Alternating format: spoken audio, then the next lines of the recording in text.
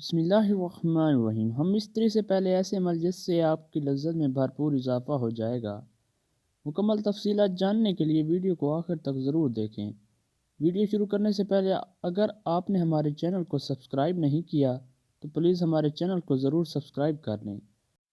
ہر شوہر کو چاہیے کہ وہ اپنی جنسی سوجھ بوجھ کو بڑھائے، کیونکہ کوئی شخص بھی جنسی لذت حاصل کرنے کے شعور کے ساتھ پیدا نہیں ہوتا، بلکہ ایک سمجھدار شوہر اپنی شریک حیات کے رد عمل سے یہ سب کچھ سیکھتا ہے۔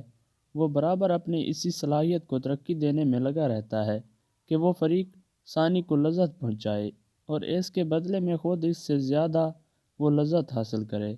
مباشرت سے پہلے بستر پر ایک موٹا کپڑا بچھا لیا جائے تاکہ باہر نکلنے والی فالتو منی بستر کو خراب نہ کر دے۔ اسی طرح مباشرت کے بعد شرم گاہوں کی صفائی کے لیے پہلے سے قریب ایک صاف کپڑا بھی رکھ لیں۔ باقاعدہ مباشرت سے پہلے میاں بیوی کا چند منٹ کے لیے ایک دوسرے کے جسم سے کھیلنا دونوں میں محبت پیدا کرتا ہے۔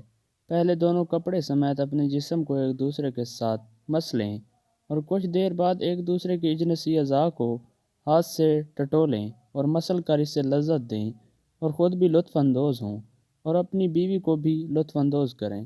لباس اتارنے سے پہلے چند منٹ کا یہ کھیل نہ صرف حصول لذت کا ایک اچھا ذریعہ ہے، بلکہ اس سے بیوی کو مباشرت کے لیے مکمل طور پر تیار ہونے میں بھرپور مدد ملتی ہے۔ تاہم اگر مرد صراط انزال کا شکار ہو تو اس دوران خاص احتیاط کی ضرورت ہوتی ہے۔ میاں بیوی کا جنسی تعلق کوئی گناہ نہیں بلکہ صدقہ ہے۔ بیوی سے محبت کیسے کریں؟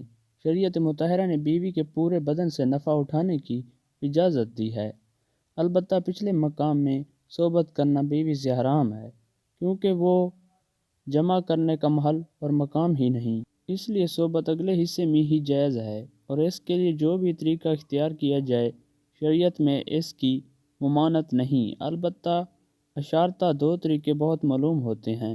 پہلا طریقہ جو ہر جاندار میں فطری طریقہ ہے کہ مرد اوپر رہے اور عورت نیچے، اس میں جان بھی سے لذت کا حصول زیادہ ہے۔ نیز یہ طریقہ استقرار حمل کے لیے بھی معین ہوگا۔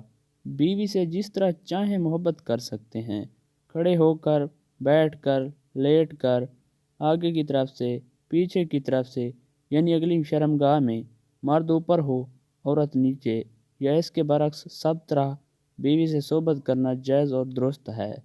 البتہ پچھلی شرمگاہ پخانہ کے مقام میں صحبت کرنا جائز نہیں، حرام ہے، اور اگر مرد عورت سے پہلے فارغ ہو جائے تو اسے عورت کے فارغ ہونے تک برابر مشغول رہنا چاہیے، ہٹنا نہیں چاہیے، اور صحبت سے پہلے عورت کو جماع کے لیے مکمل طور پر آمادہ بھی کر لینا چاہیے۔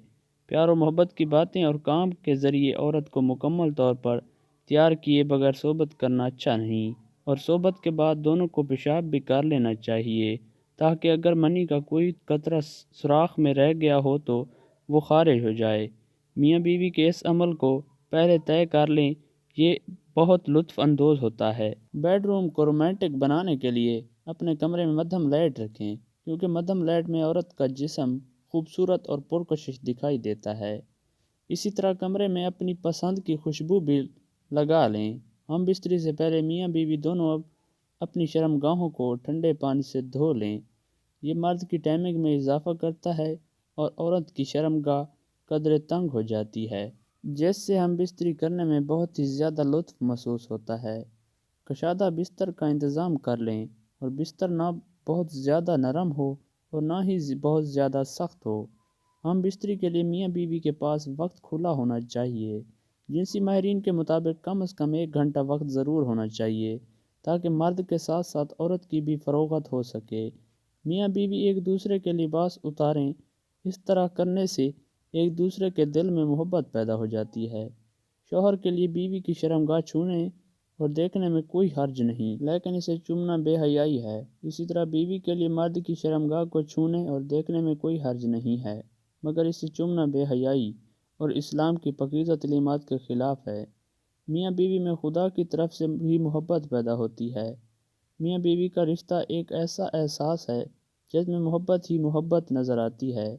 بعض اوقات کچھ لڑکا لڑکی کی شادی پسند سے نہیں کی جاتی، لیکن وقت گزرنے کے ساتھ ساتھ ان میں ایک دوسرے کے لیے اتنی محبت پیدا ہو جاتی ہے کہ وہ ایک دوسرے کے بغیر نہیں رہ سکتے۔ شوہر جب بیوی سے ہم بستری کا ارادہ کرے تو ہم بستری کی دعا پڑھے کہ جس کا ترجمہ ہے: میں اللہ کا نام لے کر یہ کام کرتا ہوں، اے اللہ تو ہمیں شیطان سے بچا، اور جو اولاد تو ہم کو دے اس سے بھی شیطان کو دور رکھ۔ اس دعا کو پڑھ لینے کے بعد اس وقت کی ہم بستری سے جو اولاد پیدا ہوگی شیطان اسے کبھی زر نہ پہنچا سکے گا۔